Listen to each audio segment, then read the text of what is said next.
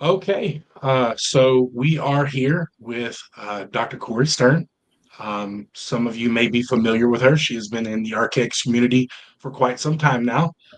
She's helped a lot of people within the community.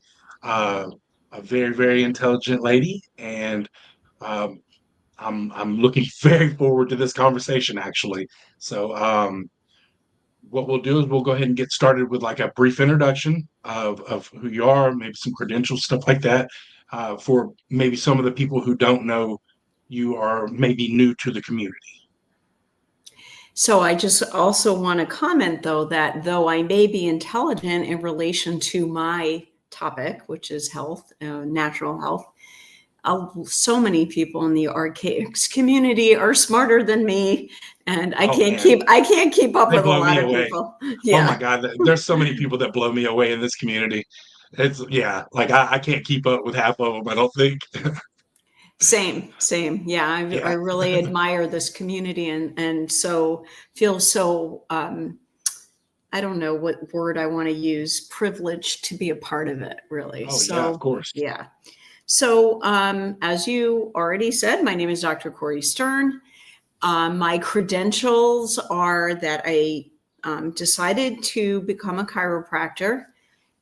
It was kind of a early midlife crisis decision. Before doing that, I was a social worker specializing in helping families with critically ill children, and which was very rewarding. But I really wanted to help people in a broader way with health, because I could see that when people are not feeling well, they can't reach their potential in life. So I made the decision to go to chiropractic school because that would allow me to practice what I really wanted to do, which was helping people to heal through nutrition.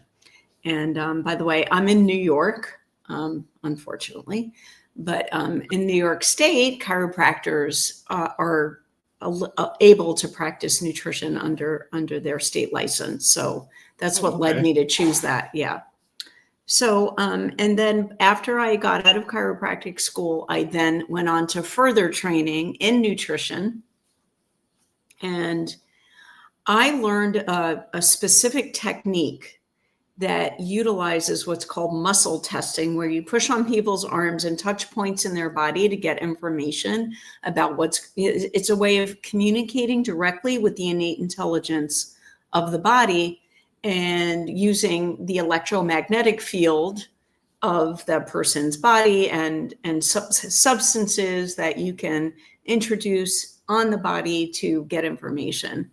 And it's extremely accurate. It's very effective. So I'm all about outcomes. I'm all about outcomes. So we have such a high rate of success with doing this that I can very comfortably say this works really well. Okay. It's a great method.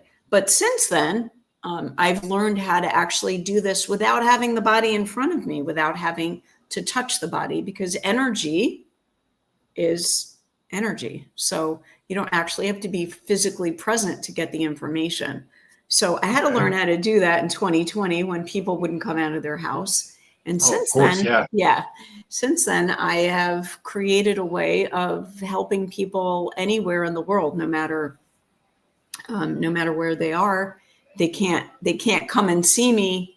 I can still help them. So I have helped literally thousands of people. I've been doing this for over 25 years, and I love what I do. I'm very passionate about it. And I also have my own YouTube channel called Take Control of Your Health, because that's what I'm about. I'm about not allowing yourself to be a victim of what I call the bad guys, right? Who want to keep you sick, weak, and stupid, but being in control and taking responsibility for your body. And basically, I believe strongly, based on my observations and my own experience, that it's easier to be happy, productive, and contribute when you feel good. when you feel good Makes a lot of physically. sense, actually. Right. Yeah, yeah. Yeah. So And I think, that and you mentioning taking responsibility for your body. I think that's something that I kind of struggle with. So hopefully I can learn something from you today that will help me in that area.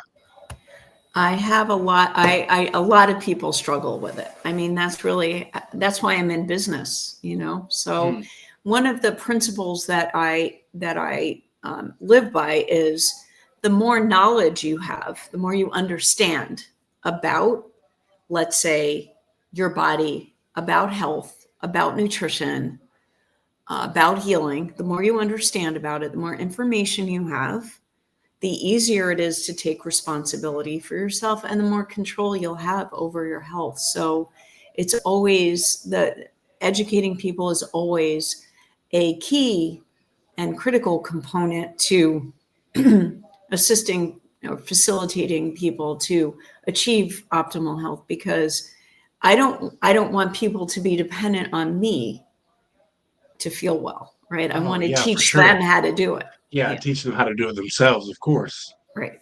Yeah, because well, I mean, and then that's the thing. It's like there's only so much that you can do when you're in the presence of another person. Like at some point, they do have to be out of your presence and maintain these things that they've learned from you. So Exactly. So I literally have to train people to do that. It's like job training, hmm training people to be their own best health advocate, and it's a process. So one of the things that makes that that is so successful, that makes the way that I do it so successful, is I do everything on what's called a gradient. So we start off, we see what your starting point is, right? What are you eating now? What do you like to eat? What deficiencies do you have right now? What imbalances do you have right now? So that's your starting point. And then we make small, gradual changes a week at a time so you don't get overwhelmed. So let's just say, for example, you're drinking, 5 bottles of Pepsi a day. And we know that Pepsi is not good for you. And no, not at all. not everybody knows that, right? So the starting point might be, did you know that Pepsi is not good for you? And this is why it's not good for you. And give the person the information, the data that they need. And then we start by gradually decreasing the amount of Pepsi they're drinking, 1 week at a time. So you're drinking 5 bottles a day. Do you think that for the next week, you can try to cut it down to 3 bottles? And instead of drinking Pepsi, try this. And this is a brand of soda that's actually not bad for you. See if you like it. And if you do, we can start replacing your Pepsi with this. Because if you say to somebody, you know what, you're drinking 5 bottles of Pepsi a day, Pepsi is really bad for you, you have to stop. They'll tell you Oh to yeah, they're go gonna crash. fuck yourself, and Yeah, yeah, they it's they like, or they it might will last 1 week, and then like next week I'm drinking six. they will quit. They will give up. They will give up on you. So we do everything. We take that approach with everything. The only time that doesn't apply is if somebody is literally dying, like let's say they have cancer, and hmm time is of the essence, and if they don't make some changes really quickly, they're going to die. So Yeah, in those cases, you have to have a different conversation. yeah. For an extreme case, you have to have an extreme approach, of Right, course. right, exactly. Okay, well, yeah, that makes a lot of sense. So what about like the more holistic side of medicine attracted you? Um, you said that like it was kind of always like the side of medicine that you know it's always the path that you kind of like wanted to go down, and that's why you chose like the chiropractic is because you could do the nutritional side of things. Like, why is it that you chose that rather than a more traditional approach to medicine? That is such a great question. And here's my story. I was born with what I call a garbage body. My I'm third generation Me Americans. too. No. Yeah. A lot of people are in our age group, right? By the way, I'm Mm. 62, probably a little older than you. Yeah, I just turned 44. Happy birthday. Well, thank you. Um, my parents were raised on garbage, like garbage food. Oh Their yeah. their parents ate garbage food. My parents smoked heavily, cigarettes and marijuana. I was born not really that healthy. And as a child, I was fed garbage. My mom didn't really cook. She worked. She would bring home fast food. She would bring home, you know, literally like McDonald's and Hmm. pizza and Kentucky Fried Chicken. I know some people are probably watching this from outside the US, but everybody knows what McDonald's is. Oh Um, yeah. and I ate sugar, like every meal was sugar, every meal was just crap. And I was sick all the time as a kid. I always Dang. had throat infections, ear infections, bladder infections. I was Oh always on man. antibiotics. I thought this was like, I thought all kids were, always taking This this this is very pink familiar to medicine. me. Yeah, Yeah. No. Yes, for sure. a lot of baby aspirin. I would chew that stuff down like it was candy. And by the time I was 15, I had a throat infection that it wouldn't go away. They kept putting me on one antibiotic after another. And it was summertime and I was a teenager and I was so sick that I didn't even feel like hanging out with my friends and doing the stuff that you do in the summer as a teenager. And I just got really pissed off. And I said, I don't think medical doctors have any idea how to actually help people. And I just decided that I was going to do it myself. I was going to figure out how to heal myself. So I started doing some reading, and I stumbled on a magazine that my stepmother subscribed to. I'm sure she didn't read it though, because she was just as unhealthy as the next person. But it was called Prevention, and Hmm. it was the only alternative health magazine and that was popular at the time. This was in the mid 70s. So I read that, and as I'm reading that magazine, the concept that nutrition, food, what you eat, actually impacts on your health was introduced to me for the very first time. And it just like blew my mind. I was like, okay, so now I understand why I'm sick and Hmm. I can't get better. It has nothing to do with the fact that the antibiotics are not working. It has to do with the fact that I am feeding the bad stuff in my body and Yeah. keeping myself sick. So I just decided when I was 15 to change my diet myself on my own. I was working at the time as a babysitter. I lived in Manhattan in a high-rise building, and I was the building babysitter. So Oh wow. I was making a lot of money, and I that was imagine so. back then. That was $1 an hour, and I spent all of my money on food. I cleaned up my diet. I stopped eating sugar. I stopped eating refined foods, processed foods, flour, chemicals. And I started dabbling with herbs. I found herbs in my local health food store. I found a book that I started reading. I devoured this book about herbs and I started making myself herbal concoctions and drinking them. And lo and behold, guess what? I cured myself. Starting to get better. Yeah. Yeah. Yeah. So I that let imagine the feeling of like when you started to notice that you were feeling better and better and better because of the changes that you were making, that it was just like mind blowing.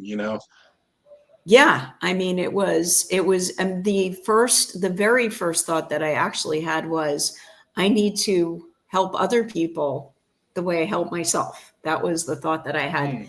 Now that came from something earlier that had happened to me, which was that when I was younger, I had a really rough childhood. So my parents were divorced, and my mother ended up marrying a South American cocaine dealer.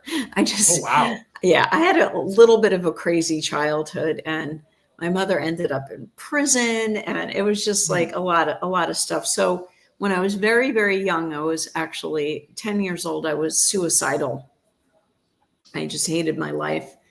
And contemplating how to kill myself, I decided that rather than do that, I was going to stay alive and I was going to try to help other people not to suffer the way I was suffering. So I mm, made that decision when I was 10.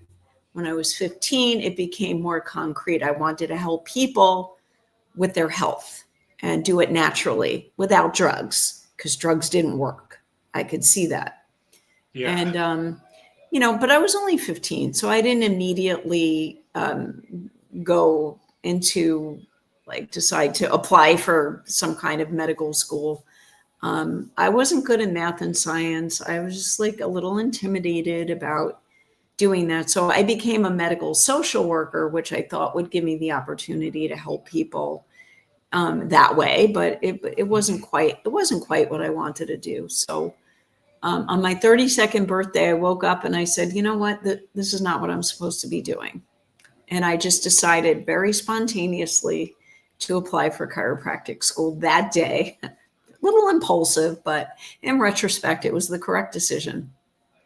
It's And almost like a pattern break in your life. oh yeah, yeah, I have a Yeah. lot of those. Yeah, I have a lot of those. So that's and I've lived my life a breaking pattern. I along that journey, along the way, I started to stop participating in rituals that didn't have meaning for me. So I stopped celebrating holidays that I wasn't in alignment with. I stopped participating in celebrating. Like I stopped having like doing candles, blowing out candles on a birthday cake. I would just like sit there looking at it objectively going, this is like weird. I don't Yeah. understand I'm why like why performing a ritual to like grant a wish or something. Like, what am I doing? exactly. And then when we were graduating from chiropractic school, this is really funny. This class, my graduating class, was discussing the caps and gowns that we had to purchase for graduation. And I stood up and I said, I have a thought. I said, these caps and gowns, first of all, they're really expensive. Secondly, we're only going to ever wear them one time. And thirdly, what is the meaning behind them? Does anybody even know how this ritual started wearing caps and gowns? Like it's like medieval. I thought about And that. yeah, why don't we just create our own meaningful way of graduating? And I'm telling you, if they had tomatoes, they would have thrown them in my face. They Oh got so no. pissed off at me. So I was outvoted on that one. I had to wear this ugly cap and gown. But this is how I live my life. I've been an outlier. I'm still an outlier.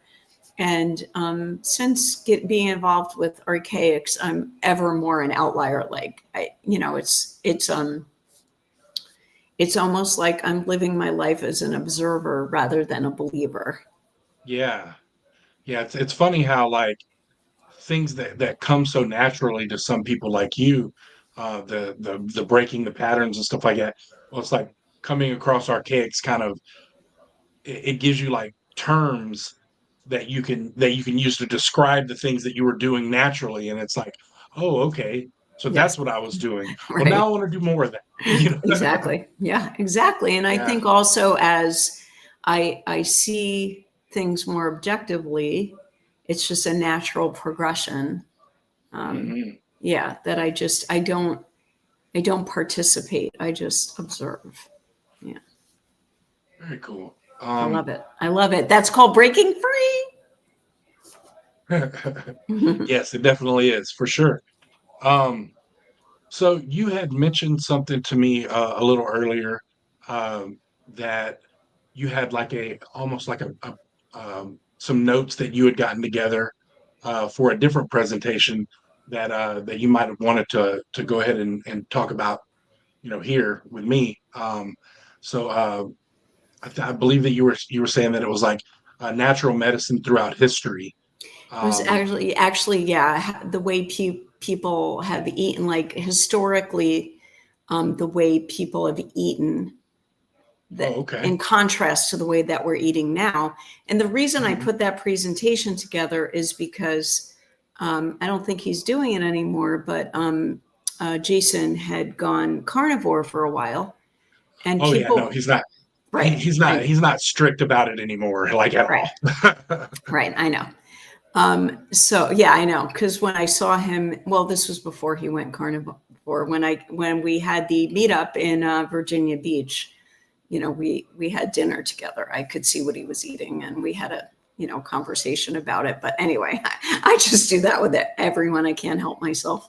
Um, I but actually during that same time period, I had went carnivore. Whenever he went carnivore, uh-huh, like a couple of weeks later, I had tried it because we had been talking to a couple of people there at that meetup that and it obviously works for them, so like the way I feel is like everybody is different, so true. like what works for you may or may not work for me. You That just got is to so find true. that balance that works for you. So Yes, yes, you you're know, I'm not 100% going to name correct. any. I'm not going to name any names or anything like that of who the people were, but they were just like kind of explaining how this works for them. Hmm. And I mean, it sounded good. It was based in logic and stuff like that. So we gave it a try. So uh, there was some like weight loss and stuff like that involved, but like for me personally, and I can't speak really for Jason or why he decided to kind of move away from that particular diet, but the reason I moved away from it, which is crazy because I just thought I was just gonna love it, like eat meat all the time. Oh, bacon, all I can eat. Oh, great, like this Hmm. is gonna be wonderful. But the thing that I found was I did lose some weight, but my energy level was super low. Hmm. There was a lot of um, effects on my immune system. Hmm. I started having like almost like hives sometimes that would come up, and there was no like other cause, like no undue stress, new stress or anything that going on in my life. The only thing I had changed was my diet, and so there was just some things like that. I started getting sick, which I Hmm. hardly ever get sick. Hmm. Like I don't know what it is. Um, so I was a very sickly kid up to a certain point, and then it just I don't know. It just I guess my body decided I've had enough of that, but so like I rarely get sick. But I did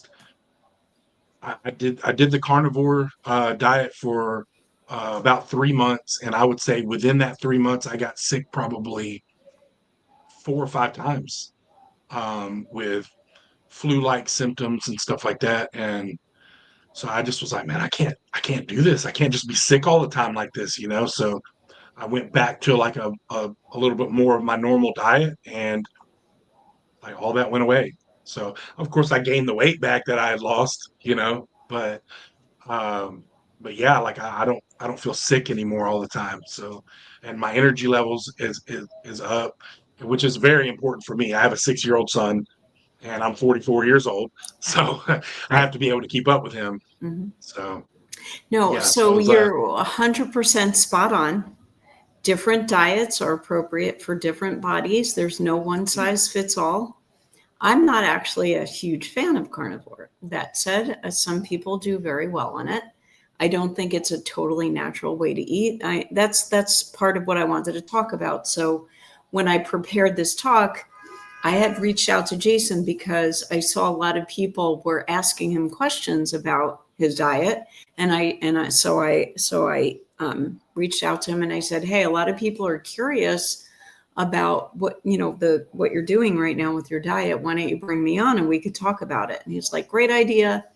And then I put the talk together, and then we had to reschedule it. So, but I still have the notes, and I think they're interesting, and especially because they're historical. So I thought they might appeal to people who follow archaics because, it's kind It's of kind of what we're chronology about, in a way, right? right? Yeah.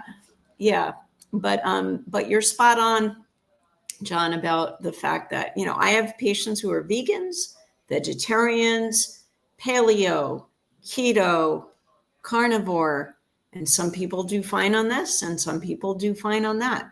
I have a new patient who recently came in for help with a very enlarged prostate, which is so bad that it's pushing on his bladder and he cannot Wow. urinate. So he has a catheter in his urethra so that the urine can come out. And he is a staunch vegan, staunch vegan. Oh, wow. And we had a talk about it in which he was trying to present me with research about why a vegan diet is best. And we had, it wasn't a contentious conversation. I mean, it was, he presented me with his information and I pointed out some holes in the research. For example, he said they took, some 40 something sets of twins and they fed one twin a vegan diet and the other twin uh, I don't remember, a meat diet, and the vegan twins all got healthier. And I said, okay, first of all, what's the definition of healthier? Like, how are they defining health? Yeah, yeah. How are they defining health? Yeah. And secondly, what were the meat eaters eat? What kind of meat were the meat eaters eating? Because it's all about quality, right? Hmm. So if you're eating commercially raised animals, that's bad. Hmm. Commercially raised animals are extremely I would unhealthy. think so. I would think that, like, the highly processed stuff, like, like your hot dogs and your chicken nuggets and stuff like that would probably be the worst of the spectrum. But like, Those are so those you're are the saying just like worst. just generally, like anything that is like raised commercially is probably just not going to be good for you at all. All right, yeah, let's talk about that for a minute. What are cows supposed to eat? Oh yeah, like mostly grass, I would imagine. Yeah. I mean, that's Grass. what you see, Not mostly like grass, grass. yeah, Yeah, yeah, they have but four like definitely stomachs not so they can. grain. Right, exactly. So commercially raised cows not only do not eat grass, but they're not treated really well and they're shot up with hormones and antibiotics. So they are not healthy and they're not good for you. Um, Mm. Pasteurized milk. So a lot of people think milk is bad for you. I have a really good video on my channel in which I interviewed a raw milk expert. Milk is not bad for you. Pasteurized milk is very bad for you. Raw milk is loaded with nutrients and probiotics, and there's so much misinformation, false data about these things. So, and getting back to my conversation with this vegan patient, I said to him, I go all the way down the rabbit hole with research and all the way down to who's funding the study, right? Yeah, Because that's important. right, there's almost always some kind of bias involved. And then what I did not say to him, but I will, but I want to be gentle with it. I don't want him to feel criticized. And I at the end of the conversation, I said thank you for the interesting discussion. But what I will point out to him is if a vegan diet is so good for you and keeps you so healthy, why are you in the situation that you're in right now? Right? How did you get to the point that you can't pee? Yeah. Now, I'm not saying it's your diet, but how do we know it's What, not? Right? Maybe what, you're do- missing what do some they say? nutrients. The proof is in the pudding, is what they say. You know what Well, I mean? So it's like, that's what I go by. I go by outcomes. That's what when I say I'm an observer, I watch for outcomes. So if you go on a carnivore diet and you get sick, that's yeah. that's an outcome that Hmm. that leads us to think that this is not a good diet for you. So one of the ways that I determine what's a good diet for somebody is I have them keep a journal of what they're eating, everything they're eating, and I mean everything, including, the quality of it, right? Is it grass-fed beef, or where'd you get it? What was in it? How was it cooked? What kind of cooking oil? And then a list of how you're feeling, alongside the food that you're eating. And then it becomes so obvious. It's so easy to see that when you eat these things, you feel good or better, or the symptom goes away. And when you eat these Hmm. things, you get worse. You don't feel as well. You are more symptomatic. And that's how we put together a customized diet for somebody. I mean, yeah, I mean that seems like the definitely the most logical approach to customizing someone's diet is to just literally try things out. Like, um, I don't know. There's a lot of people that nowadays I see they try these like exclusion diets. It's like I'm going to exclude everything with these couple of little things, and then eventually I'll get to where I like add this or that or the other. And I don't know if that was if that's the right approach, because that's what I felt like I was doing with that carnivore diet, is I was excluding everything but just this handful of foods. And like I just felt terrible. I felt terrible all the time, and There, there's it wasn't a 2 or 3 days after I incorporated vegetables and fruits and bread and stuff like that. Not that bread is just the best thing in the world for you. I love it. It's literally like my weakness is bread, but when I incorporated those things back into my diet, it wasn't 3 days, and I felt like I was on top of the world again. Like, mhm. and I Yeah, don't no. know if I'm doing it right 100%. Of course, I do have a 6-year old, so I we have a lot of like 6-year old snacks in the house. So uh, I kind of eat like a kid, I guess. But I don't know if that's necessarily good for me. Well, But I did feel better. you want your son to be eating healthy food too. I have a lot of Hmm. children patients. So we help them we figure out how they can have kid snacks that aren't bad for them, right? Hmm. And regarding bread, there's good quality bread and crap quality bread. So Hmm. really, it comes down to quality. It comes down to what is the thing made out of. That's what it comes down to, and how is it made. So that's one of the things I was going to talk about as far as relating nutrition to history, because of that the way that we eat now is basically, and this is true for a lot of people, like you can push a button and food appears, uh, Almost. It's yeah, almost like the what was it, the Jetsons, right? yeah, or Star Yeah. Trek, yeah, Yeah. There you go. computer, Earl Grey tea please. So yeah, so I'm going to talk about a guy who made a huge impact on the let's say the information that people like me understand today about nutrition. And then I'm going to go back a little further and talk about I interviewed a an anthropologist on my show who studied Okay. early human diet. So, but I want to start with this guy. He's a doctor, a dentist named Dr. Weston A. Price. There was a couple of dentists in the early 19th century, 20th century, not that early, like the 30s, 20s, 30s, that started noticing that people's teeth were changing, their teeth, the health of their teeth, the structure of their jaw and their palate was changing. And they became interested in understanding what was causing these changes. So this one guy, Dr. Price, he was from Cleveland, Ohio. He ended up in the 1930s, he traveled around the world going to like remote locations, isolated, studying isolated peoples that like were not yet exposed to the modern Western diet. Because even back as far back as the 1930s, people were already eating processed food. It was really introduced. It was introduced in the late 19th century. In the late 1800s, the Kellogg's brothers made the cereal, dry cereal, and then it just went from there with the invention of the refrigerator, and with foods that would have a longer shelf life.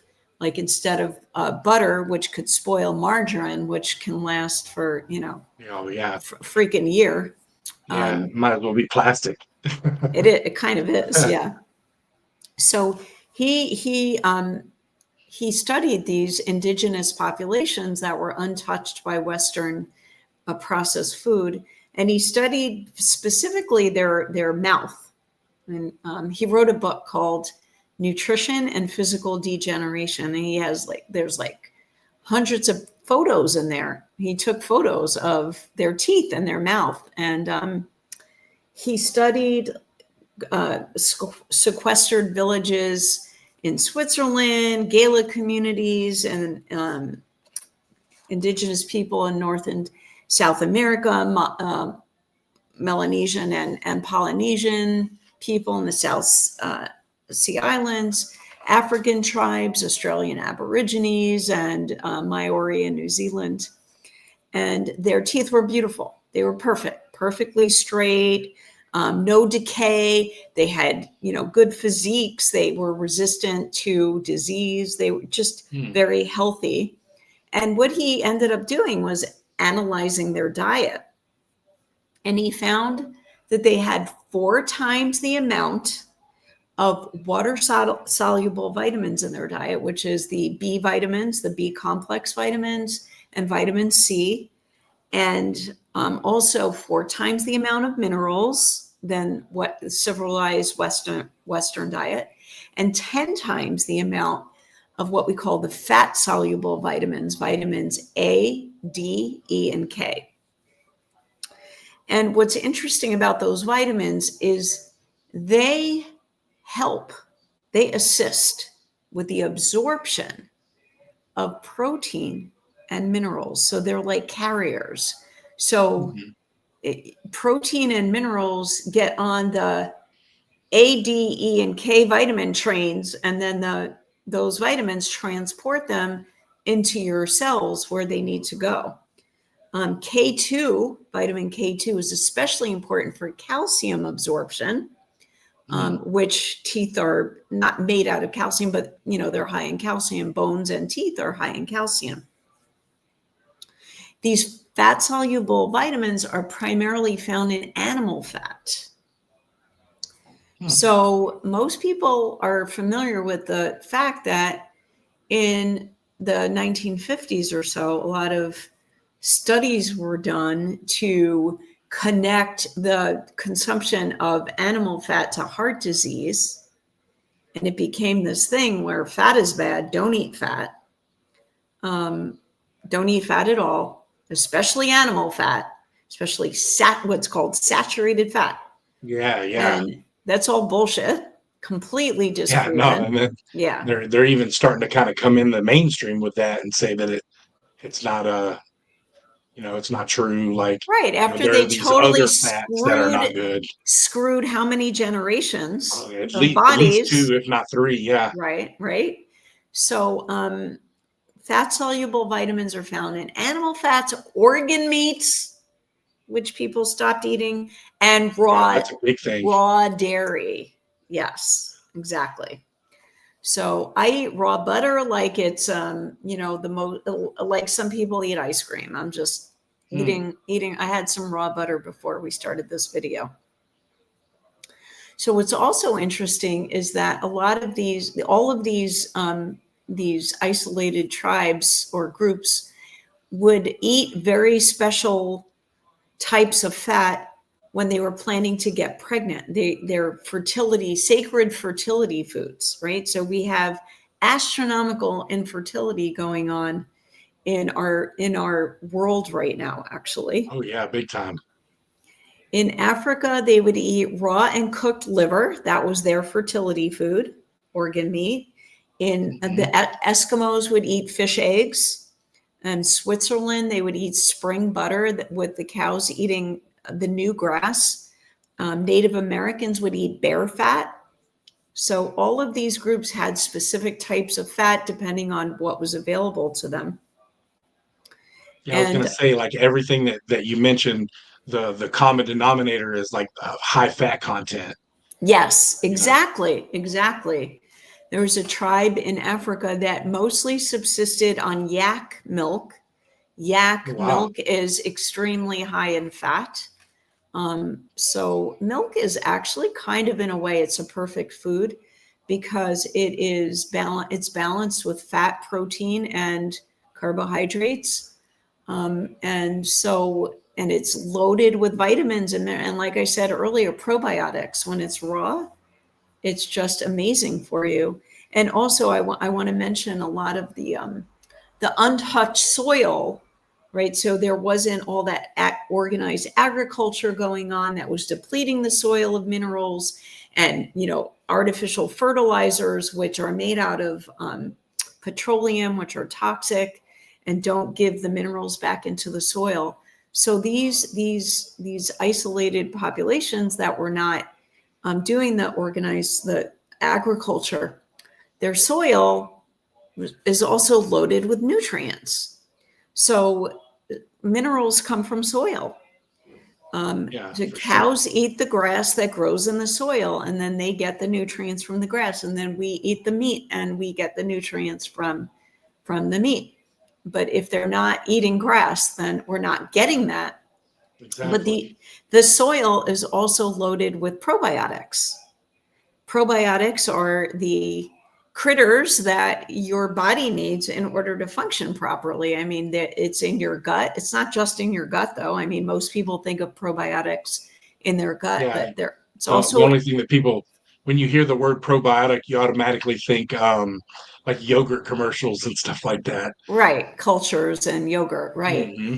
So, but probiotics are just basically pathogens that are good for you, right? So, bacteria, there's some fungus and yeast involved, even some parasites that are actually helpful, that help you Hmm. to process things. To basically, you have a whole colony of these things that live in your gut, on your skin, and in all your mucous membranes, including your lungs.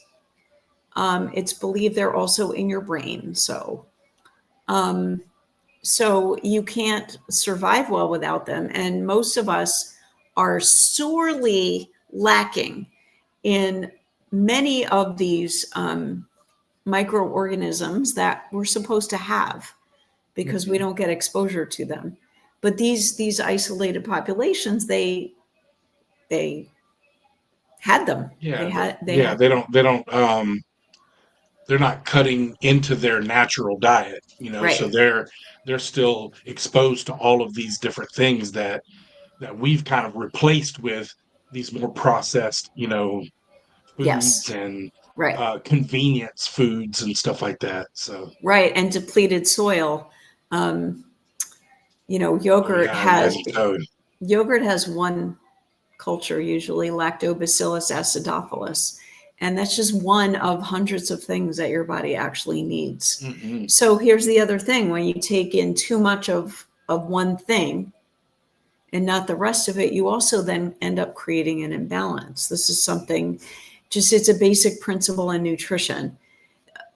In nature, the nutrients belong together in a complex. All vitamins are a complex, and in modern, let's say, laboratories that make synthetic vitamins, they're isolating parts of the vitamin. So, like for example, vitamin C. If you look on the label, you'll see it's ascorbic acid or calcium ascorbate. They take a very small component of the vitamin C complex and they call it vitamin C, and they put it in a tablet or a capsule and sell it as vitamin C. That is not vitamin C. That is So not it's vitamin just C. it's just like a little small part of what makes up the entirety of vitamin C. Right. And So, then if you so take a how lot do of you? one small part, you end up creating a deficiency of all the other Oh parts. yeah, that's true. Um, so that actually kind of reminds me of so uh, I've I've read some stuff and of course watched some videos because we all watch videos, right? But about like your guts like microbiome, right? Hmm. And so um they're starting to kind of find out that there is a relationship between um cravings and your microbiome. It's almost like the bacteria and other, microbes and stuff that are in your gut can cause you to crave the foods that they need to survive. So if you eat a lot of sugar and stuff like that, that's the ones that are getting fed. So your cravings kind of lean towards those types of foods because those are the things that are present in your gut. And if you cut that off, those things will start to die out and the other ones will start to take over and you'll start to crave like more healthy foods and stuff. Now, I don't know how scientific it is. I haven't read any studies about it or anything, but it does make a little bit of logical sense that, So true. you It's so know, true. you're cultivating your own microbiome, your own environment within your gut. Absolutely. No, it's true. People who have an overgrowth of fungus or yeast in their microbiome, those are the people that will get up in the middle of the night and start eating sugar because Mm, literally those creatures are demanding it. They're making you do it. It's like aliens that take over your body and they're mm, saying, feed me, feed me. Sugar does feed, the a lot of the bad guys. I call them the bad guys, the ones that you don't want an overgrowth of. So I just this morning I was walking my dog in the park and I made friends with the one of the park rangers, and he comes up to me and he goes, "Can I show you something on my torso?" And I'm like, "Okay, right here in the park?" And he's like, "Yeah." And I said, "Okay." And he lifts up his shirt, and oh, the poor guy. I mean, he had a terrible shingles rash, oh, wow. terrible. And I said, dude, bad. Okay, you need to come into my clinic. I can help you. But in the meantime, do not eat sugar and do not eat refined carbohydrates, which will convert into glucose in your bloodstream because this is not going to get better if you keep doing that. So yes, so we know that. Well, and anyway, sugar is inflammatory. So yes, but you are correct. And it's interesting, John, because I don't eat. I used to be a sugar addict. Like, I grew up on it. I mentioned that Yeah, I earlier. mean that's what everything cheap has a ton of sugar in it. You Right. know what I mean? But I So if mean, you grow up in yeah. a situation where, like I did, we had six kids and there was like, the snacks that were available that we could afford Yes. were the cheapest, most processed, Yes. it was all little Same. Debbie snacks and stuff, you Same. know what I mean? Same. So, Yep. Yep. Little Debbie, Hostess, Chips Ahoy, mhm. Oreos. Yeah, that's what I grew up on too. Yeah, because So, it's like but I could buy a bunch of like healthy snacks for, $100 or whatever, even back then, or I can buy triple the amount of right, food for the same price if I buy this other, more right. processed foods. Right. So, yeah, one of the things I always talk to patients about is that what you eat determines the state of your health and becomes part of your body. So that's not the area that you want to save your money on. You can Yeah, save money yeah. on other things, but if you want to stay healthy, so that's the key. If you would like to stay healthy and live as long as possible and be as healthy as you can be while you're still in this avatar, then you need to um, you know actually invest in it. A lot of people take better care of their cars than they do of their body, and Hmm. but that's another topic. So yeah, so you're I was going to say, so I was a sugar addict, And when I stopped eating it and started eating real food, what I call nutrient dense food, like I'm just talking about here, foods that are rich in these vitamins and minerals and protein and fat, I stopped having sugar cravings and I didn't like it anymore. And now I literally cannot eat it. Like even looking at it makes me gag a little bit. So it's just not something that I'm interested in anymore. And I love that. It makes me so, Yeah, for so sure. happy. Yeah. It's like So, you've reprogrammed yourself almost, you know. It's oh yeah, like I'm not programmed by the system. I'm not programmed by, right. these so-called, doctors and medical professionals and stuff like that. I'm not programmed by the Kellogg's company, giving kickbacks to doctors to create a food pyramid. You know what I mean? I'm not programmed by these people. I've reprogrammed myself to what works for me. Right. I'm And not programmed by the pharmaceutical companies who tell you mm, that cholesterol is a medical problem and you need to take a drug for it. Right. no, yeah, for Yeah. sure. Yeah. So, just to finish up on the history thing, I'm going to talk a little bit about the medical anthropologist that I interviewed on my show because I thought it was fascinating. It really fascinated me what she told me. What she did for her thesis was she studied the bones and remains of like basically ancient, as far back as you can find. Now, granted, resets might have happened, right? So, Yeah, of course. do we really know for sure? I just kind of observe the information. So, um, you can see, studying bones, you can see pathogens. You can see, the health. There's health markers and developmental markers that you can study, and you can see what people actually ate.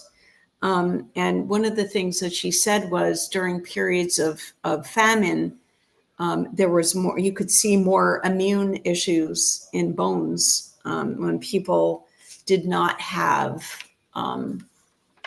access to adequate nutrition.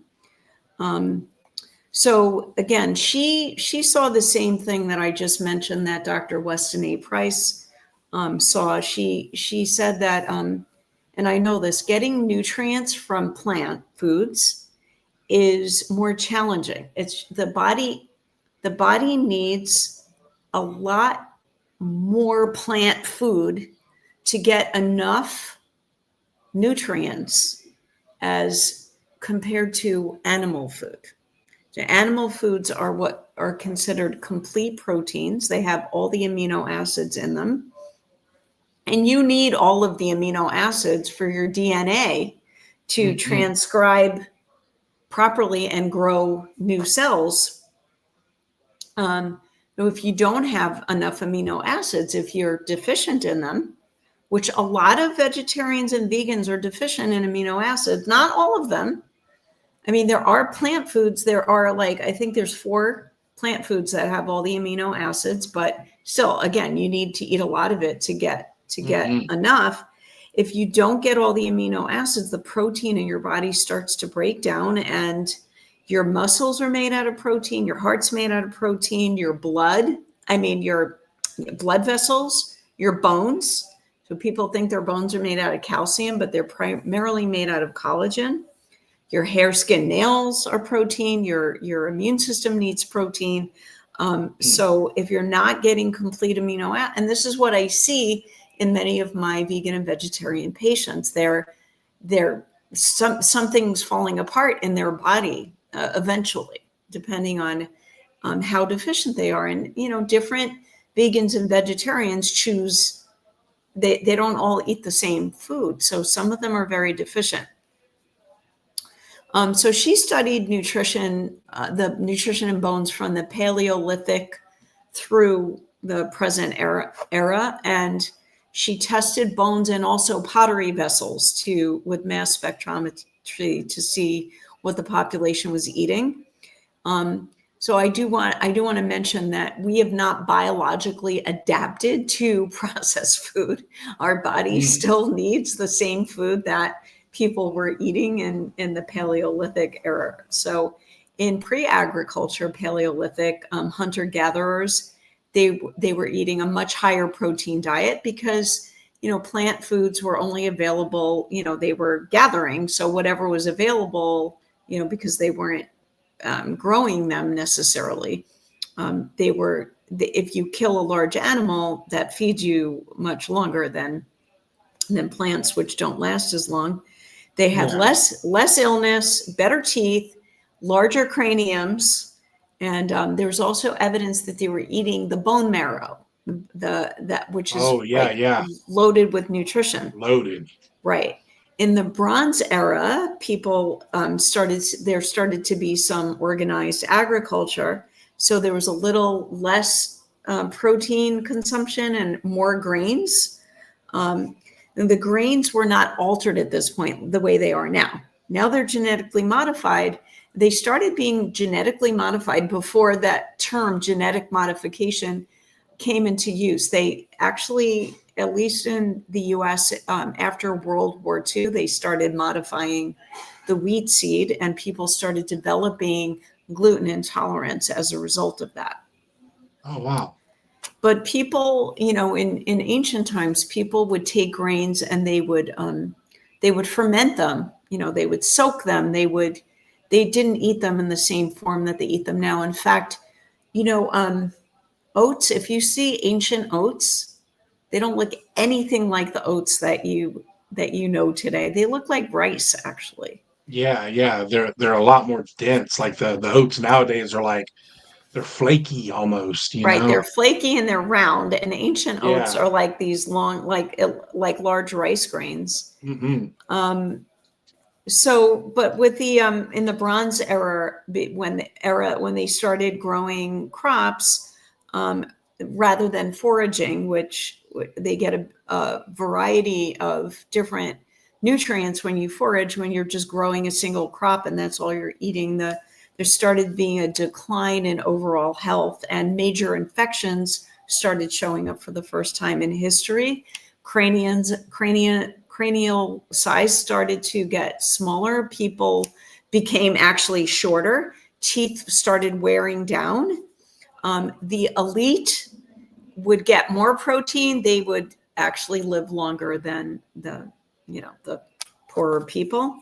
And then in the Iron Era, animal husbandry was introduced and fermented milk. And warriors would get more meat and millet, and they would live longer. And then medieval, um, there was a lot of social inequality. There was a lot of iron deficiency among peasants. Parasites started proliferating, increase in respiratory illness, illness in Hmm. children. Um, the plague, the plague happened after bouts of famine. There was weaker bones. People were dying younger. You start seeing heavy metal deposits in people because they were using vessels made out of metal, cooking in Hmm. them and not knowing that they were poisoning themselves. And there was a rise in the use of white flour and sugar in the elite. So they started becoming less healthy. And then the industrial era, everything went downhill, more exposure to metal because of industry. People were indoors more, so they had a decrease in their vitamin D, which you need sunlight to convert vitamin D from the inactive to the active form, which is Hmm. incredibly important for immune health, among other things. Japanese were heavily eating white rice during the industrial era, and they were getting neurologic disease called beriberi because they were deficient in vitamin B1 because of the when you take the outer hull off the rice, you're losing like critical nutrients. Yeah, I've heard that before. Is the whole of the rice is really where, most of the nutrients of the plant is. And the same thing with So wheat. The same thing with wheat. So when you mill the wheat into flour, And then you pour some chlorine gas into it to make it white. You're basically losing all the nutrition in it. Is that And what they do to make it white? yeah, They chlorine you're eating gas. chlorine. And that's how they make sugar Oh, that white too. sounds terrible. Yeah, Oh my yeah, God. yeah. Oh, it's so bad. Like, because you hear, okay, they bleach it, but then you don't think like, okay, it's like Clorox. You know what I Actual mean? Like that's, bleach, right? it's like Yeah. surely there's something other than like actual bleach that they're using to like, they're just calling the process that, and but yeah. So wow, chlorine gas. That's crazy. Well, it's not the worst of it. I mean, in the United States, they put something called potassium bromide in the wheat as well. It's called bromated wheat, Hmm. and it's like a leavening agent, and it's very toxic for the thyroid. So they started putting that in the wheat in the 1980s, and then we started to see a proliferation of thyroid disease in this country, and it's epidemic now. So, you mentioned earlier that you like bread. And though bread it's a calorie dense food. It's not your best friend for weight loss if you eat a lot of it. But there's breads that you can eat that are not toxic, right? So one of them is called sprouted grain bread. In the United States, there's a brand called Ezekiel, and Okay.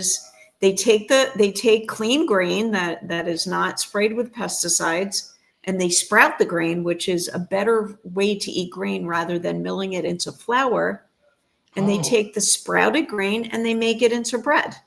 And that's really the only bread I can tolerate. So I eat a very little bit of it, but I like it. I mean, I can't eat any other kind of bread.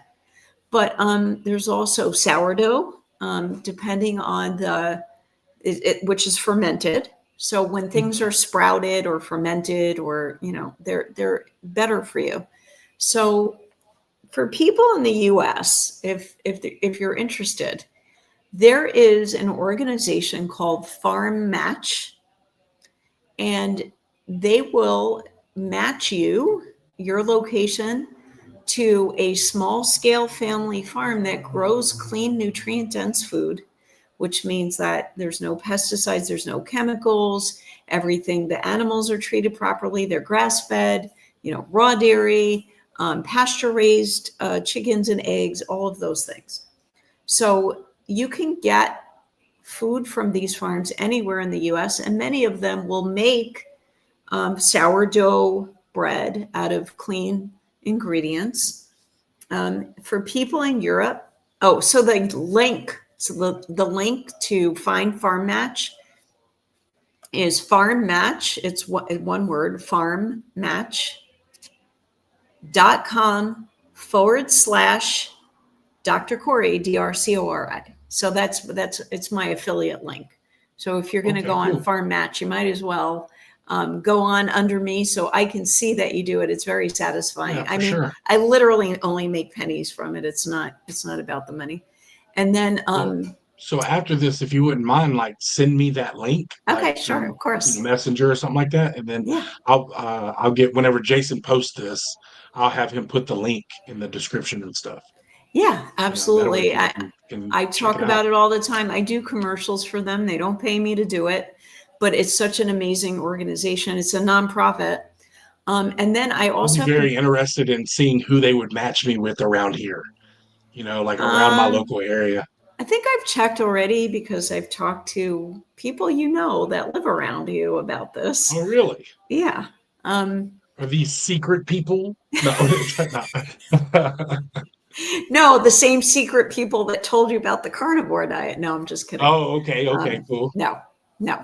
People that we know in common that live in your area, that I've helped with their health. That's why I'm not saying Okay. their names.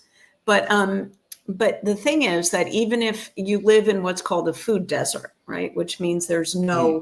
no local small scale family farm growing clean nutrient dense foods near you, these farms ship to you, and Oh, wow. it's not that expensive, and they ship in you know containers with dry ice that keeps everything fresh. They're experts at doing that.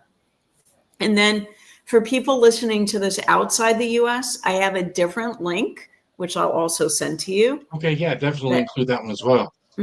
yeah. So anywhere you are in the world, it may be possible for you to find the best quality food near you because, again, your body is literally made out of what you eat. Now, I want to, say, because a lot of archaics followers bring up this point. How about I just, you know, uh, be careful with my thoughts. I'm creating the reality I want, including creating health in my body. Why can't I just do that? Why do I have to, also eat well? So I have not found that to be fully effective. I think it works best when you do both things because this is like literally it's a meat body. It's made Yeah, out of physical stuff on planet Earth, despite the fact that we're in a simulation. There's still a physical aspect to it. I've given this a lot of thought, and I'm really good at creating reality. I really am. I'm so good at it. And I want to say that if I eat crap, I don't feel well. It just, and just suspending all belief, suspending all programming. I see with my eyes the effects of people who eat poorly versus people who eat clean, nutrient dense food. So, my recommendation is to just do it, try it, yeah. I see mean, how you don't take feel. my word for it. Just try it out, and if it works Yeah, for you, then it works for you. exactly. And Um, keeping in mind, a lot of people are starting off with deficiencies and imbalances, and you can't always correct them with food alone. So keep that in hmm, mind. Some people do need supplements because they're so deficient in this. Let's say you were taking crappy vitamin C, ascorbic acid, and now you're deficient in the other aspects of the vitamin C. You're probably going to have to take a whole food vitamin C supplement to correct that imbalance. that And literally would be me because anytime that I'm even feeling slightly sick, I pop a couple of those vitamin C tablets to just try to, you know, like cut it off at Mhm. the pass. You know what I mean? If I possibly can, but I Go on my guarantee you, I'm not website using it. and get my vitamin C. It's not Yeah. So expensive. that's the thing. Yeah. It's like, I'm using dollar store vitamin C. I guarantee it isn't worth a crap. Yeah. And not So, only that, it's probably made in China and filled with chemicals. I yeah. had I have a video that I made. I think it's called "Is There Vitamin C in Your Vitamin C?" where I have a Oh, I've conversation missed about that that. one. Yeah, I need to go back Yeah. and watch that one then. Yeah, for sure. So, going back on one of the points that you were making about like our avatar and we're in a simulation and putting things into your field, into that informed field. I think my opinion on it is that putting things into your informed field is more of like a conceptualization. It's like more like I'm putting a concept into my field that I that I'm trying to achieve, and then the uh, the simulation will kind of um, put the opportunities together for me to achieve that because that's what I'm putting out there. I don't think that doing something like I'm going to put into my field that Twinkies are now good for me is going to work because Twinkies are of the construct, your body, your avatar is of the construct. Like, I think that you would probably have a better time or you probably have better luck um,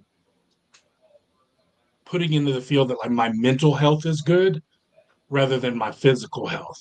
Like, I don't know that you could put into the field that like my body is now healed and always healthy and stuff like that. Like maybe you put that into the field and then the opportunities for you to have these nutrient rich and dense foods comes your way, you Shows know what I up in mean? And your like in your yeah. yeah, so it's Mhm. like now I have the opportunity to to make that happen within my life, and change my avatar in the ways that I want to change it. But it's not going to be just like I put it out there, and then now my avatar responds to my thoughts, and it makes itself healthy.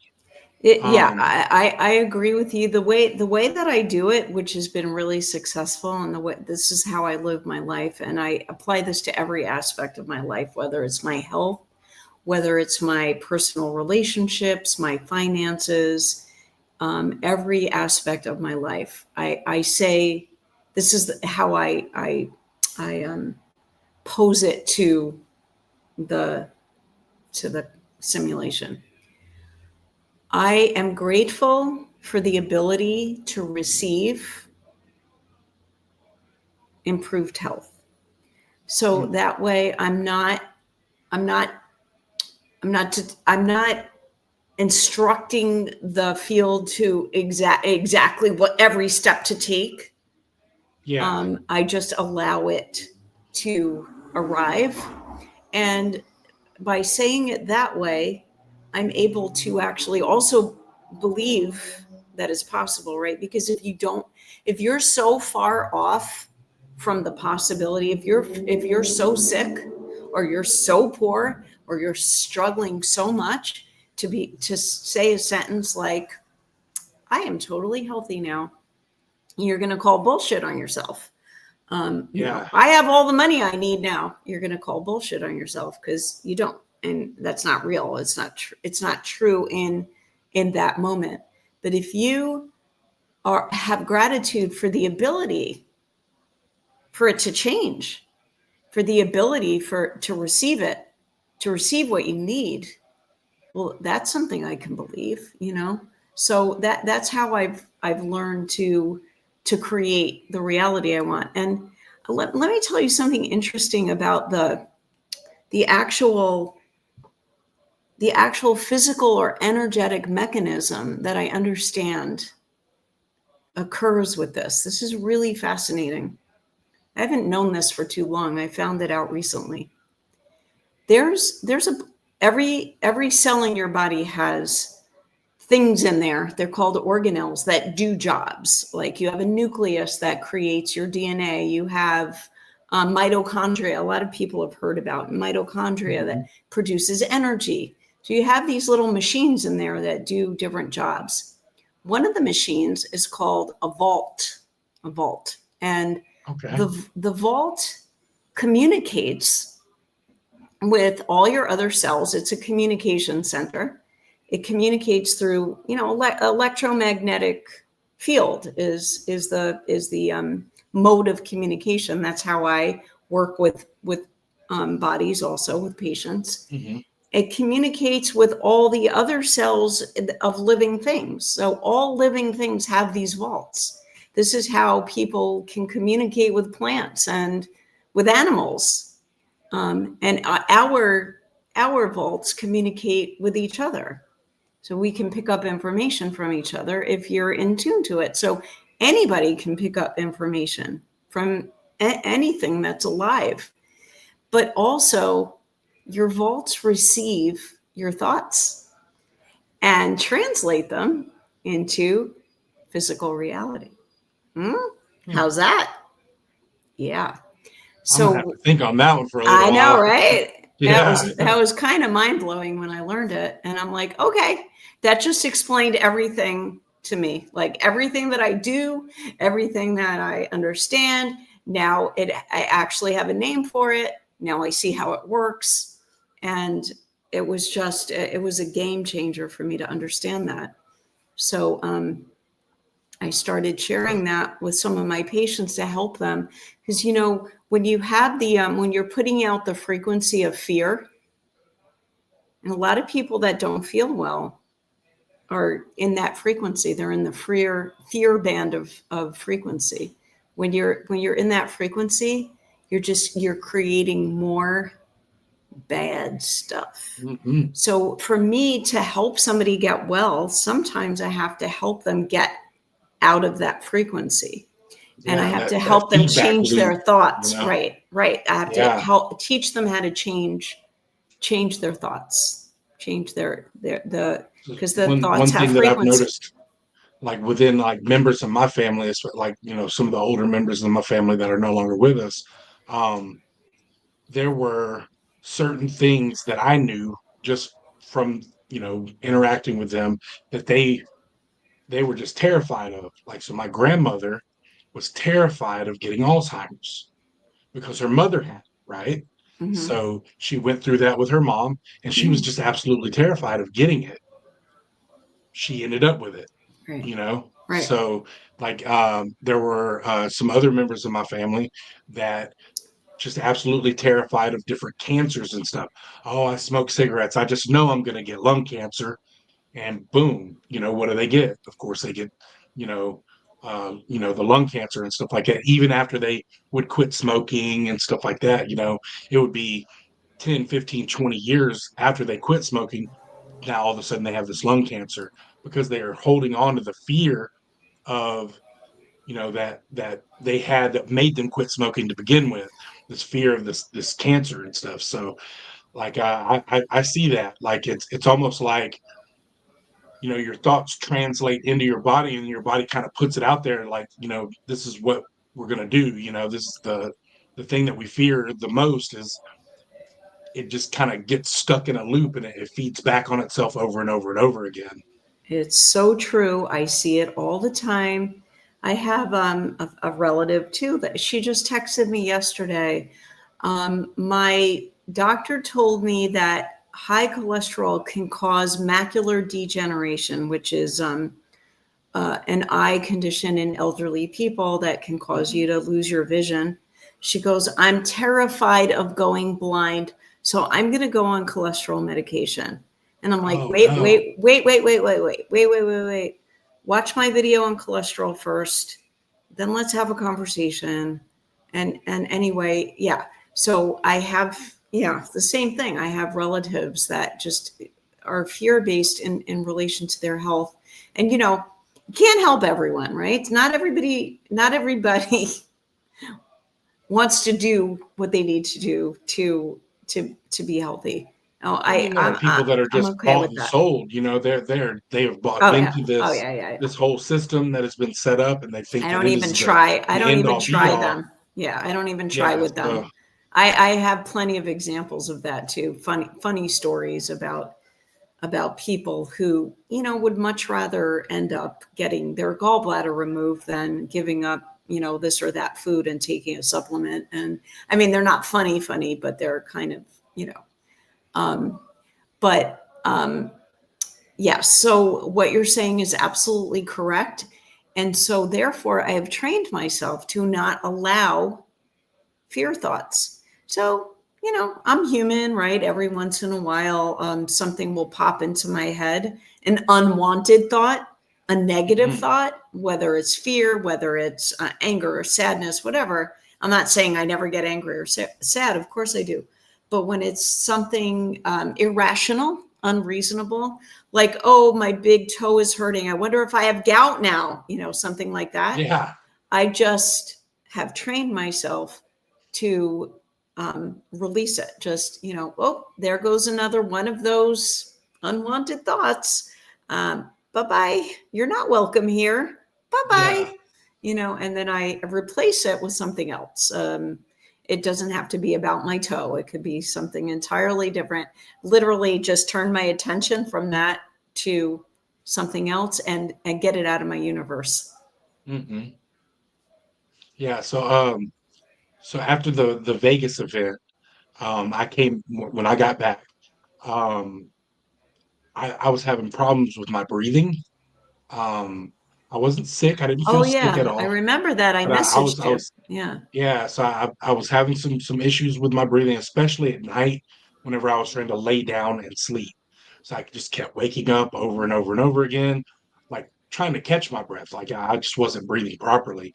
I would sit up and it would get better, but yeah, it was just a problem. And so, of course, the thing to do is get on Google and stuff like that. And it's like, um, God, I can't remember exactly what it said, that it could have been the very first, thing that it says is like the absolute worst possible outcome. You know what I mean? And it's like, it was basically like, you are literally having a heart attack. You need to go to the hospital at this Right, moment, right. I was or just you going are to going to say, die. right, right. You know Call what I'm saying? 911 right It's like now. Yeah, pulmonary embolism, I think right. is what it said. So it was like you were experiencing pulmonary embolism. You have to go to the hospital, or you're going to die soon. And I was like, no, I'm not getting these other symptoms that it's saying. So it can't. Surely it's not that. But of course, I had that fear. You know, it's like, oh my God, am I dying right now? Like, am I going to die and leave my son, you know, without a dad and all this stuff? So I was like, no, calm down, get rid of that thought. Like, do a little bit more research on what it could be, and then I come to find out it's literally just, hey, you live in a very humid climate in Southeast Texas. Um, you know, where humidity is always 60+%. You went to Las Vegas for, you know, 5 or 6 days where it is barely any humidity. You did not hydrate yourself properly. You drank rum and coke instead of water. And you know, which is not great. And and then you got back to this very humid climate, you know, and the tissues on the inside of your lungs are damaged because they were dehydrated and you were breathing extremely dry air. You get back to a humid climate where it's just naturally a little harder to breathe, and you're experiencing all kinds of problems now. You know, so calm down, it'll be okay. Get a humidifier, you know, take steamy showers, and in about a week you'll be okay. Drink some And sure water. enough, yeah, drink a lot of water, get hydrated, you know, and stuff like that, and you'll be fine in a week or so. And so that's what I did, and boom, you know, it all went away, and I'm right back to normal. So I'll tell you like, something weird though. Somebody else that was at that event also came back and has been sick ever since with oh breathing really? issues. Yeah, they reached out to me for help. So Hmm. something weird was going on there, but I'm so glad that you're feeling better now. Oh yeah. And don't ever hesitate to ask me for help if you need it. Right on. Yeah, I'll definitely keep that in mind. I'm it's the doctor part of your name that like was always kind of like my, you know, like I've never been um like a person that A goes doctor to, you know, person. the Yeah. hospital or go to the doctor. You Yeah. know, it's like, okay, well, let's just see how it goes, and then, you know, things kind of work out. And I've always been like Mr. Home Remedy guy and stuff, you know, so I'm always looking that kind of stuff up. Yeah, well, I don't But wear a yeah. white coat, and I just might tell you a home remedy that you could do. Well, and And that's the thing yeah, is like I didn't know as much of your background, you know, before today as I do now, of course. So got it. yeah, like I feel a little more comfortable with you, Dr. Corey. Goodness. Good. So I'm so so yeah, happy to hear that. I'll definitely reach out, and I'm super interested in there's been a lot of your videos that I've watched that just kind of, you know, like she's talking about doing something totally different than what I'm doing now.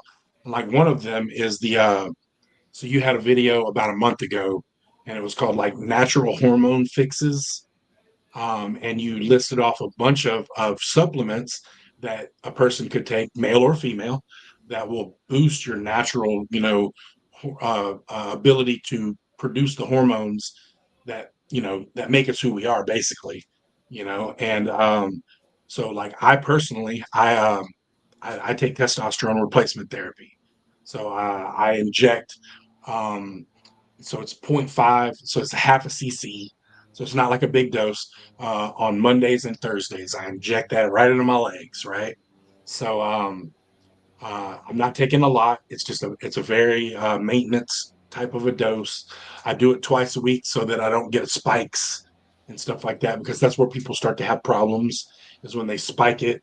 And you know, that's your I guess your typical, you know, I'm kind of, you know, the anabolic stuff is a little worse, but like there are guys that take the testosterone and they're scared to give themselves shots, so they'll take like a monster dose like once every 2 weeks, and they spike themselves and go crazy on everybody around them for a week, and then they calm down, you know, and then they, you know, bottom out, and then they got to give themselves another shot and stuff like that. So I wasn't trying to be that guy, but yeah, I'm real interested in finding out, is there are there natural things that can boost the testosterone level as much as just completely replacing it, with the exogenous sources like I'm doing now. So the first question we always ask is, at 44, why is your body not making enough testosterone? Because it really should be. So you want to look at, first of all, what are hormones made out of? What is the backbone of hormones? And one of the most important components of hormones is cholesterol. So we always want to Hmm. look at that and see what kind of cholesterol you're eating, making sure that your body, because your liver does produce cholesterol, making sure that your liver is doing what it needs to do. The liver has a lot to do with hormones, because the liver also clears hormones when they need to be recycled. Um, Okay. so we do look at liver function and cholesterol. But the answer to your question is yes. Maybe no, maybe not as much as exogenous injection, because you're never going to be able to achieve with natural what you can get from pharmaceuticals. So keep in mind that what you're injecting is a pharmaceutical. It is kind of suppressing your body's own production, because there's that feedback loop of the glands that produce the hormones. When there's enough circulating in the bloodstream, the glands get sent a message saying, oh, you guys can take a nap now, you don't have to do anything, there's enough Yeah, here. that's literally what I was told whenever I started taking it. Is like, hey, that your body is just going to kind of pretty much stop producing its own because you're putting this in. Right. You're basically taking, an outside source of testosterone, putting it in your body. So your body is going to recognize that there is testosterone in it, so it won't produce. So if you do this, if you decide to do it, know that, you're pretty much on it, until you decide like maybe you want to get off of it. And then there are other ways that you can kind of like kickstart your body into producing as much as it can, I guess. Right. But That but is true. yeah, I haven't gotten to that point yet, I guess. So what we do, and I'm in the middle of doing this with a patient who's, I think, the exact same age as you. Oh, He really? yeah, he was a really seemingly healthy guy. Worked out a lot. I mean, he has, like, he's built, and he seemed to be in good health. He just had some minor issues that he was coming in to see me for. And one of the things I discovered when I was doing my thing that I do to determine what's going on with the body is that his heart wasn't that healthy. I mean, sorry, his heart wasn't that happy. We don't say unhealthy, we say unhappy. His heart Okay. was nutritionally deficient. I started him on some heart supplements, but what ended up happening was he had a very severe episode of atrial fibrillation, which is when your heart rhythm becomes very abnormal. Hmm. And he went to the ER, and they basically, luckily, they told him that it was just an isolated episode. He didn't need to go on any drugs or whatever. And then he came to me, and I was able to put him on some supplements that helps to stabilize your heart rhythm. But at the same time, he said to me, do you think it's the testosterone that I'm taking that caused this to happen? And he had not told me that he was shooting Oh, himself okay. with So testosterone. I got you. I He, got you. he neglected to mention that. So I said, I think it is possible. Yeah. He goes, I want to get off it. Okay. So we're going to do it very slowly. We have to, we wean very Yeah. slowly. Otherwise, you crash. Hmm. So we started him on there's some specific herbs that help support testosterone production in the body. One of them is called tribulus, and the other one has a very funny name, tongue cat alley. And so Hmm. we started him on those, and then he's slowly reducing his dose of the testosterone, and we'll send him in for blood work just to monitor the situation, monitor how he's feeling. Um, but keeping in mind, John, that you can't out supplement a bad diet. So it is important for you to also try to do your best to start eating cleanly, making sure, like I said earlier, that you're eating good quality cholesterol. So you're giving your body the materials it needs to actually make testosterone. So that's Yeah. also part of it. And then there may be some other things that each individual, we do this very specifically. When I do a YouTube video, I'm talking in general terms about the things that I've seen help people with hormones. So Tribulus and Tongkat Ali are two of my go-tos. I take Tribulus myself. It does, women need testosterone also. It Hmm. does really improve your sex drive, um, and your enjoyment of sex. It improves the Hmm. quality of orgasm. So I definitely, at 62, I feel like Tribulus is one of my best friends. But it's something, and the downside to it is it's a little bit expensive. So a lot of the things that I use are made out of whole food, and they're really, really affordable.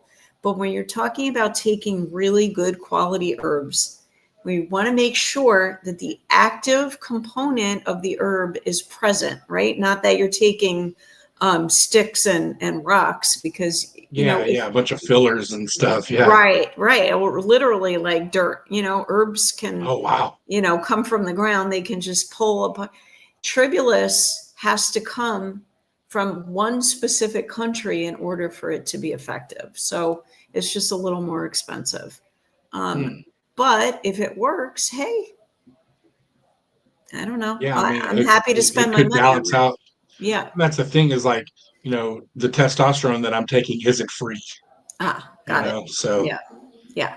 that's the Yeah. thing is like if it's even comparable in price, it may be worth, doing that rather than, taking something that's a pharmaceutical, Well, I certainly agree because with that because I'm principle. I'm literally Mm, injecting an oil into my thigh I know. twice a week. I You know know. what I mean? So I know. Yeah, I uh, could not ever bring myself to do that. I can't even take over the counter painkillers. I can't even take, yeah, it's so weird because Advil, or I won't take Tylenol. I I will not can't take take it. ibuprofen. I can't take I it. I just I don't like cough medicines or Mucinex, any of that stuff. I don't like any of it. Like I almost patently refuse to take it unless I'm just so far gone and sick that like somebody brings it to me and pours it down my throat. And so it was kind of like a shock to me that I was so willing to, you know, one, teach myself to give myself shots. Like I never thought I would be the guy that was like so cool with just injecting, myself with an inch and a half long needle, because it is intramuscular. Like it's not Ouch. subdermal, you know what I mean? Yeah. So it's not like a little small little needle, and it's yeah, it's kind of weird. It's kind of weird that I was so willing to do that, but I'm not willing to take a Tylenol, because I've got a Well, headache. the thing is that when you have low testosterone, it can ruin your life. So I understand. I understand why you Oh, I was probably I made was that decision. Yeah. flat not able to keep up with my child. Yeah. Like just was not. Like so a little bit of a backstory. Like so I pick him up from school every day at like 4 in the afternoon. Well, by 4 in the afternoon, I'm so wiped out, or I was so wiped out that all I wanted to do was pick him up, bring him back to the house, and take a dadgum nap. You know what I mean? Let him do his own thing, instead of spending that time with him, and I finally I got to the point where I was like, I just can't do this. I can't. Right. Like I Right. have to spend time with him. It It's my was kid. it was ruining your life. Exactly. I Exactly. so I do understand taking that step, but just you have to keep in mind that what you're doing right now is treating the symptom, right? Hmm. Your symptom managing. So you have not gotten to the root cause of your low testosterone. So I always like to try to unravel that and get to the root cause and correct it and get your glands working properly and Mm, assist them along the way with things like tribulus, which have no it tribulus has no harmful side effects. It increases your energy, it increases circulation. It has a lot of health benefits. So there's really no downside to it except for what I said, the cost. But it still doesn't address the root cause. So, yeah, the question as to why you might end up needing tribulus, the way that you need the pharmaceutical testosterone, we still haven't, determined that. And that's really what I do. That's what I do. I yeah, figure out the why behind it. That's what medical doctors do not do. They cannot do. They don't know how to do. They never think about it. They're not trained to do it. They're programmed by Rockefeller medicine to prescribe a pharmaceutical for a symptom, and you're just yeah. It's suppressing a symptom. literally just, I'm going to take your blood, I'm going to have it tested. Oh, you have low testosterone. Well, this is what you need to do. Take this shot. You know what I mean? Or Right. take this drug or whatever it is, Like Right. there's never even a second thought of like, okay, well, why does he have low testosterone? It just has become like like I guess like quote unquote general knowledge, that like men that as soon as you hit 40, your testosterone just goes away naturally. And I don't know that that's necessarily the case. It declines with age. That's a normal part of aging. It shouldn't tank necessarily. Yeah, It yeah, shouldn't tank at 40, but it can decline. And then that's when we might consider supporting it, like starting at 40, supporting it with things like Tribulus and other like prostate supplement supports and things like that. But the the conventional medical profession never asks. Okay, I won't say never, because there's the occasional rare bird that actually is interested in more, a more natural or holistic approach, or wonders about these things like, why does this person have this happening? But 99.9% of them are just fully programmed to not question it, just prescribe a drug.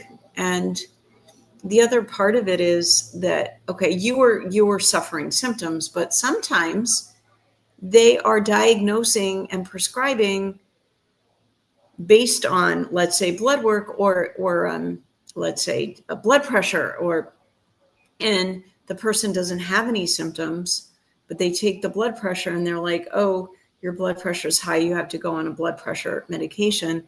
And the thing is that the parameters for what high blood pressure or high cholesterol are were set by the pharmaceutical industry in an effort to yeah, sell that more makes sense. pharmaceuticals. So it's not actually true. I had a 94-year-old patient who was on blood pressure medication for, I don't know, I don't remember how many years, 30. And Sounds one of about right. Yeah. one of her complaints when she first came to me was that she was lightheaded.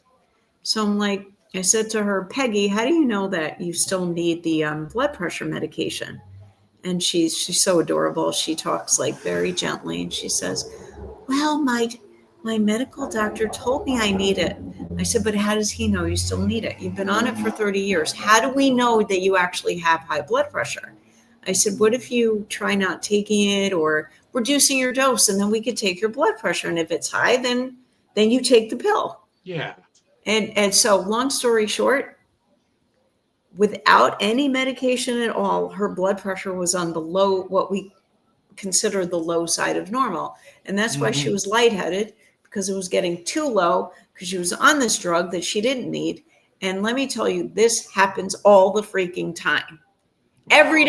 Every day this happens. And every day I'm saying to people, your medical doctor is an idiot. Okay. Just that stupid.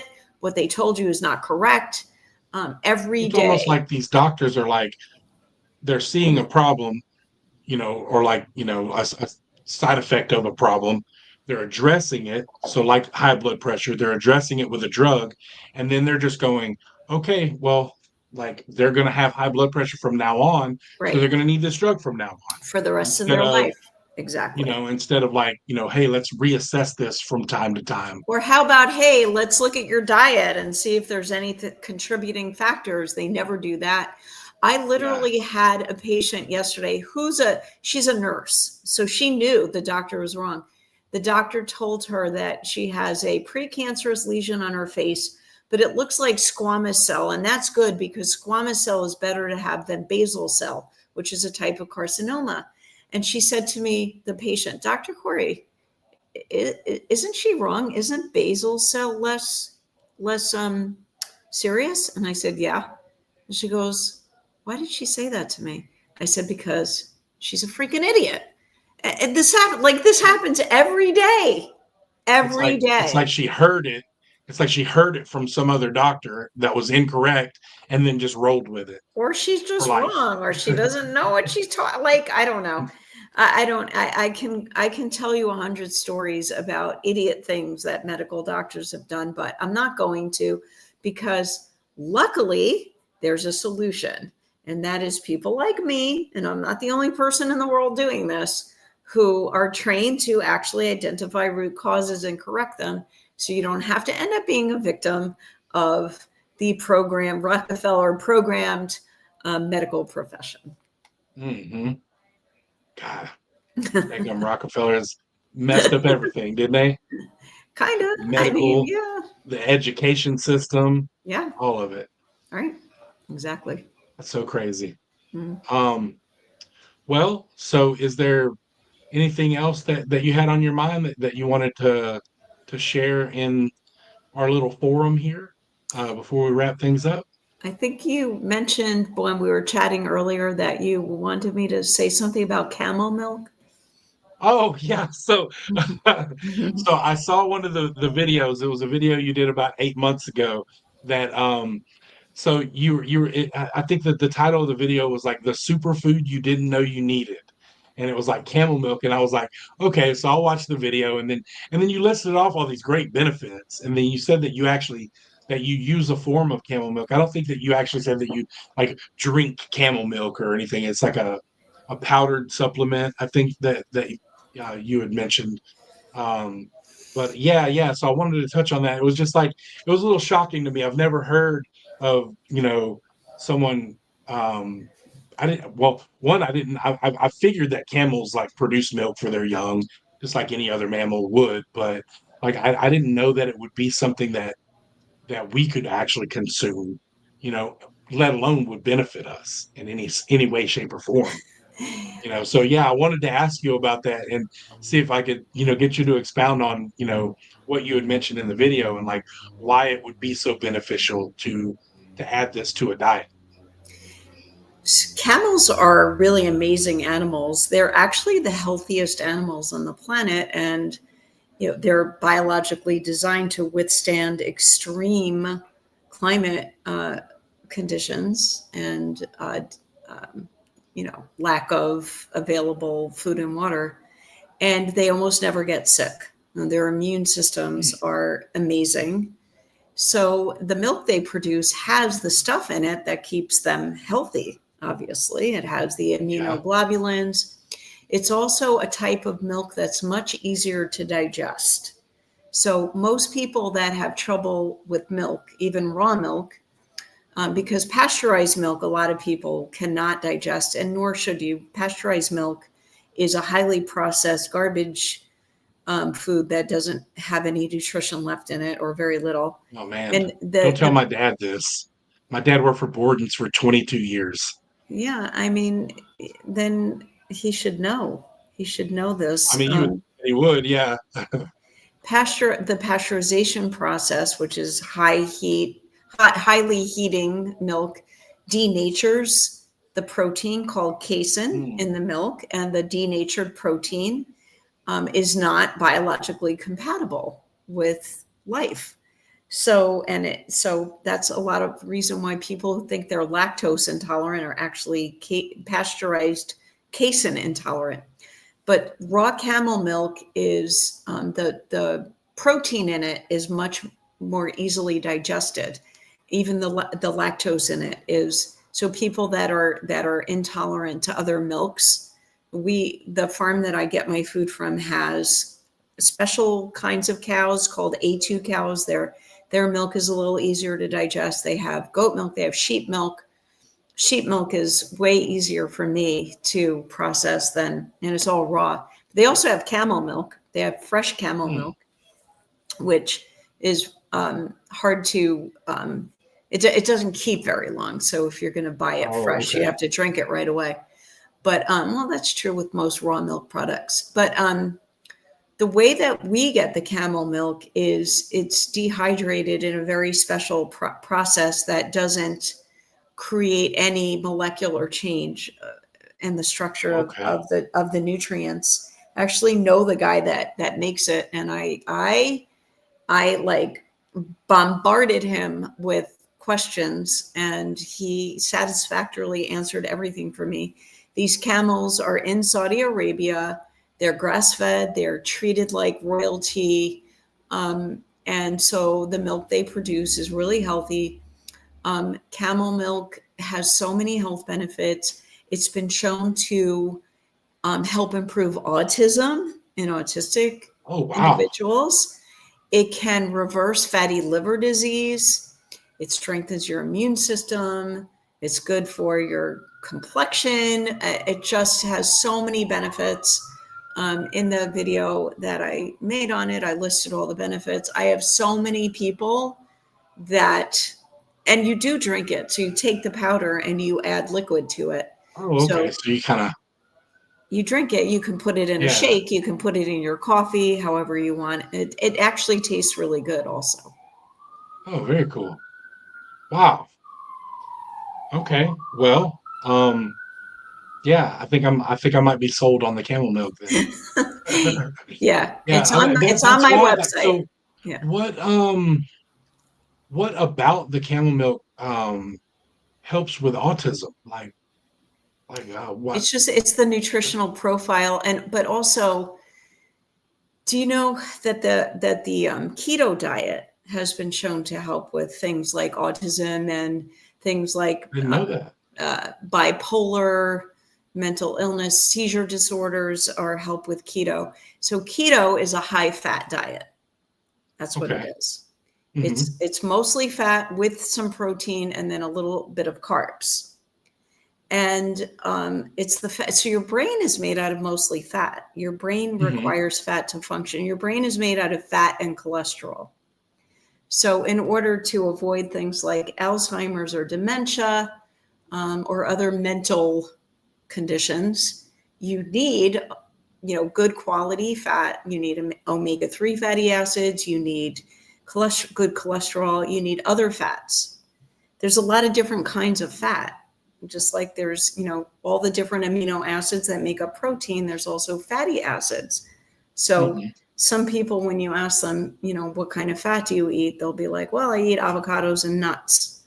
Okay, but you also need the fatty acids that are in, animals, and you need the fatty acids that are in, olives, and all the different sources. So the fat profile that's in the camel milk, and then the fat soluble vitamins that we talked about earlier that are Hmm. mostly in animal fats that are carriers for protein and minerals are in a specific ratio in the camel milk that benefits cognitive functioning. Oh, So, wow. so it does help with autism. It also helps with prevention of things like dementia. Wow. Yeah, Yeah. Yeah, that's pretty nobody's been impressive. Yeah. exposed to it. Nobody. Yeah, that's weird. I mean, and I guess it makes sense that that especially in like Western, cultures and stuff like that, like we wouldn't be exposed to it because, we just don't live where there are Right, camels, and we're right, just not right, exposed to camels except for, I can go to the Houston Zoo and I can right. see a camel, I don't think they'll let me milk it though. So Right, and it's probably not grass fed and treated like probably not. royalty. Yeah, you're Yeah, probably right about that as well. Yeah. But yeah, that's interesting. That's interesting. So and so you said that like that supplement that you mix in, so that's available on your website? Yeah, if you put camel milk in the search, it'll come up. So Okay. yeah, it's in packets. It's very convenient. You just pour the powder in whatever, and drink it. If you like the taste of it, you could just drink it like a glass of milk. Mm. Or like I said, you could use it as part of a shake or like part of a protein shake, or some people use it as creamer in their coffee. Yeah, that sounds like something maybe I would do. Yeah, because I don't like a lot of like sugar. I try not to put any sugar in my coffee at all, but like I let you know like the half and half or whatever. It's sweet Mhm. enough on its Yeah, own. yeah, Like I agreed. put the half and half in. So, but yeah. So that sounds interesting. That sounds like something I would do is probably mix it into coffee in the morning. Well, you'll But have to let us know what you think about it once you try it. yeah, I will. Yeah. So yeah, it'll be my little experiment is what I'll do. I'll grab some and then I'll take it and see how I feel like it benefits me and stuff. And then you can do a video on that. Yeah, exactly. Mhm. Right on. Well, it was fantastic having you. Um, very informational. Of course, you are always very informational, even in comment sections and the live chat on YouTube, over on Jason's channel and stuff like that. So, yeah, it's just been an absolute pleasure having you on the show. It really was a pleasure being here. I really enjoyed myself. It was like hanging out with a friend for a couple of hours. So thank I you feel so the much same for way. having me. Yeah. So Yeah, and I think I told you at the beginning, like, I was a little nervous, like, uh, to have you on because, like I don't consider myself some intellectual powerhouse, and I'm like, I was a little nervous that I would be out of my depth a little bit, but like, I mean, you did make me feel very comfortable, so I appreciate that. and you also are not giving yourself enough credit because you do know a lot of stuff. I I You read do. a little. You do. You do. You do. All right. Well, I thank you once again for being on. I'll definitely have all the links put on whenever Jason, puts this on. So the way that I do these is I put them on archaics.tv. They're on for a little while, and then I upload them to like Facebook and to like my own personal YouTube channel that has literally one video on it right now. So Okay, I'll be the second one. yes, you will. Cool. All All right. right. Well, I thank you very much. Thank you so much, John. All right. Bye, guys.